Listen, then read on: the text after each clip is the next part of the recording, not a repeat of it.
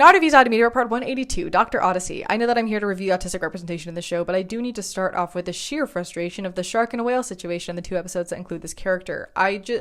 First of all, we don't need to keep fear-mongering about shark attacks. Second of all, a lot of their plot-important fish facts were not the most factual. Regarding the autistic representation, there's a character named Ray who is the first mate of a ship that was in distress, and so the crew is taken onto the Odyssey, and he doesn't know what to do with himself, so he goes up to the bridge and asks to help.